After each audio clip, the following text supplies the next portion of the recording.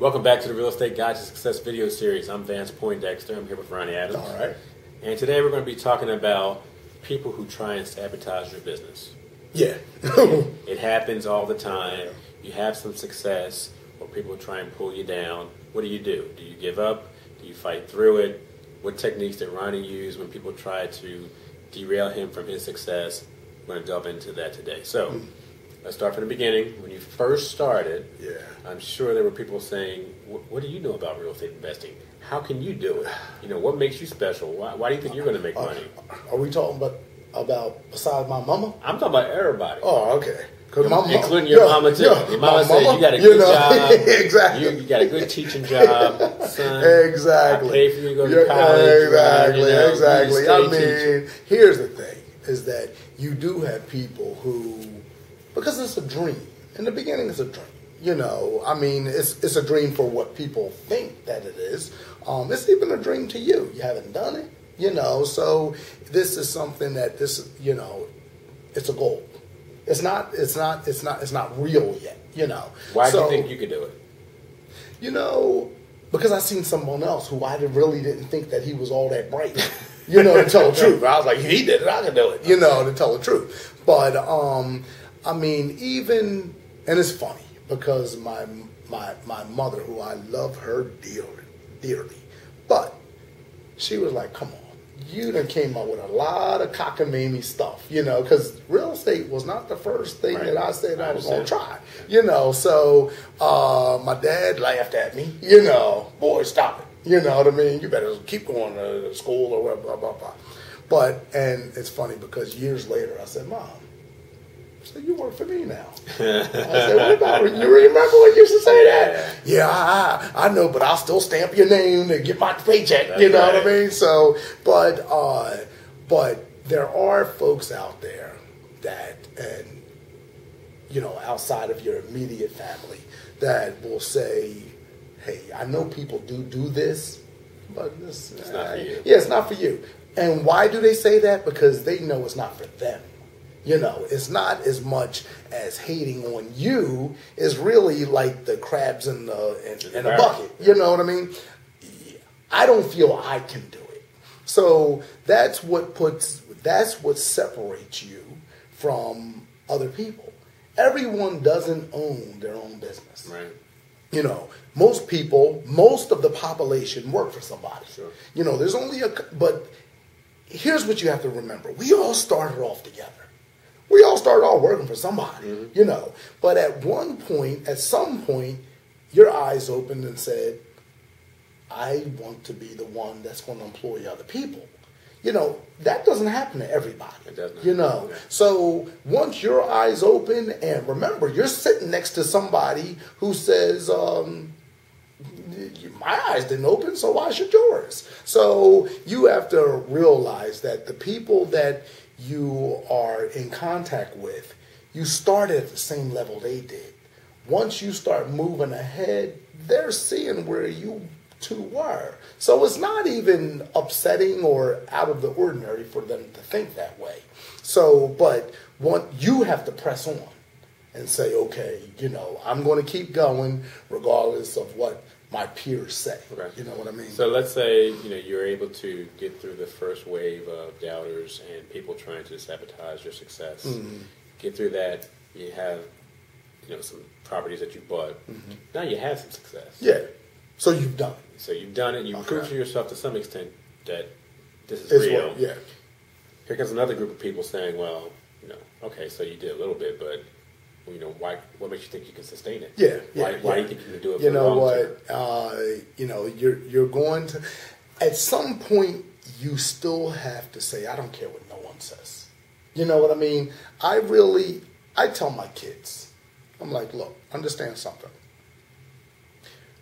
We do live a certain way, being that we have a big house and blah blah. We have some of the things from the real estate. You know. Now, kids can be kind of harsh, you know, and, oh, well, you can't do this, you can't do that, or whatever it may be. I said, you respect everybody, but just know in the back of your mind, they'll work for you someday. And that's as simple as that. That will give you enough to be like, okay, that's enough for me to keep on going. So you keep pushing through it, you keep moving on, and you don't let those doubters. No, you don't. Yeah, absolutely. I mean, because those people are always going to be there. They're always going to be there, and you accept that. Right. So, but you keep on moving on for what you're looking to do. This is a lonely road to travel. And if you think that everybody's going to be cheering you on, just know that's not going to happen. Yeah, and one of my favorite quotes is, nobody's going to care about your stuff more than you. No, nobody. So nobody. Unless you care deepest about it and will not be derailed from your goal, you have to be focused and stay with it no matter what anybody else says. No matter. Because it doesn't, at the end of the day, whether you pass or fail, doesn't matter. Yeah. You're sitting there by yourself. Everyone who said whatever, it doesn't really make a difference. Right. You know what I mean? Well, I'm sure there's people that are looking at you now like, oh, man.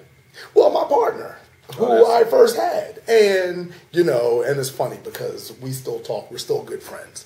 And he'll see the video and be like, you're absolutely right. Yeah.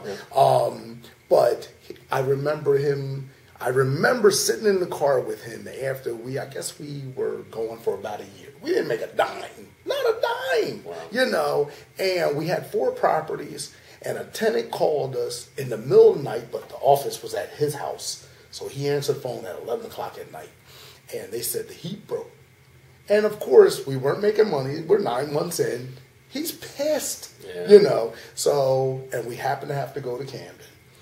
And he calls me 11:30, and I'm like, all right, Ralph, I'll come down, So we went to Camden because I was like, Camden, going to Camden at 11 o'clock at night, it's not a good thing. And where this house was wasn't a good thing. So we walk in, and of course everybody in the house is up. Now it's 2 degrees outside. This is in the wintertime. Right. They're walking around with no shoes on their feet. So they open up, they warm. And they we left that house that night, and he said, that's it. I can't take it no more. But the problem was, that was our 4th house. He stopped because he had enough. And I can understand why he had enough. Not but 60 days after, I bought my first house for cash, and I made money. So now I made money after that. And we talk now, and he's like, you know what, to tell the truth, I should have stuck with it. That's right. Like we said before, successful people aren't the ones who know what they're doing all the time. It's just the ones who hang in there the longest. Yep. He gave up a little bit too early. Gotcha. A little bit too early. So, I mean, you can't let those folks bring you down. I could have said, forget it, Ralph. You know what? Yeah, you're right. I'm done. I'm done too. Because I was pissed. Yeah. We walked in there and everybody, they was warm. I was crazy. like, why did they call? Now, what I did learn, when they call in the middle of the night, just like if it was your heater, what do you have to do? Let's say it breaks in the middle of the night. What do you wait till leave a message? You gotta wait till the morning.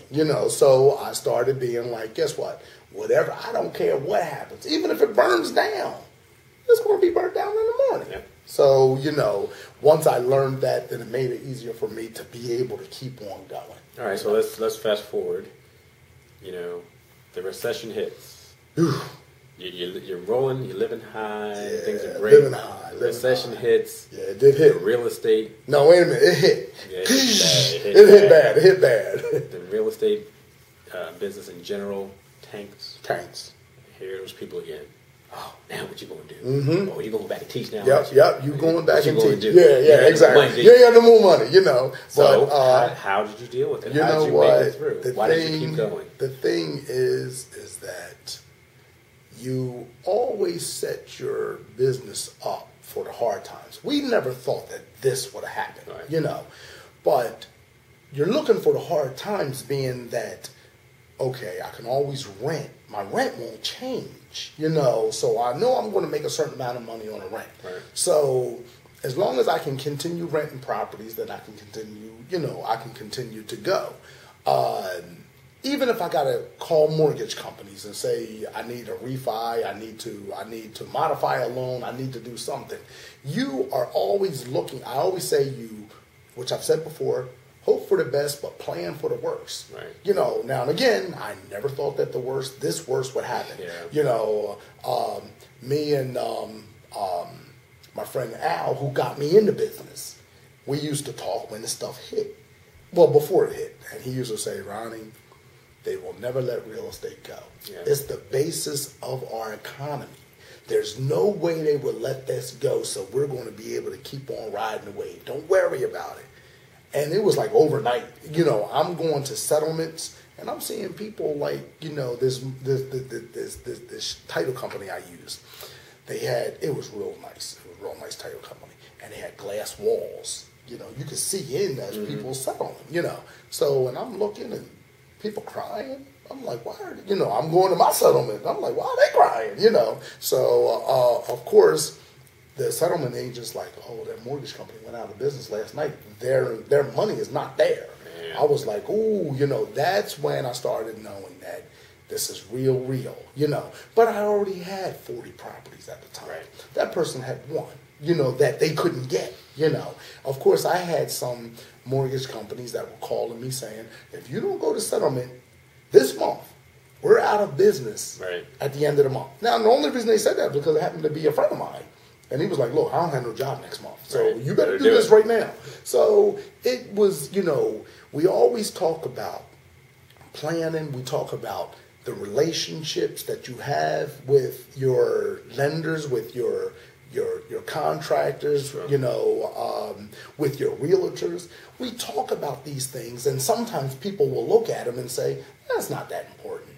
No, but in the hard times, really, to be perfectly honest with you, if you could be a mortgage company, I'm going to Vance. Why? Because Vance knows me. We've been friends since we were young. Right. So I know that whatever he's going to tell me is going to be the truth. Right. I need to have a relationship with other people like that. A lot of people think that in this business, it's not what you know, it's the people that you know and the relationships you have that's going to pull you through the tough times. Yep. And that's what ended up happening with me. Well, there you go. The haters can hate. They can hate. But, you know, you have to have it within yourself to push through and to know you can do it. Like Ronnie said at the beginning, you know, he just had to believe in himself. Mm-hmm. And if somebody else can do it, if Ronnie can do it, you can do it too. You can do it too. All right, man. All right now. Great information. All right, Thanks. Good.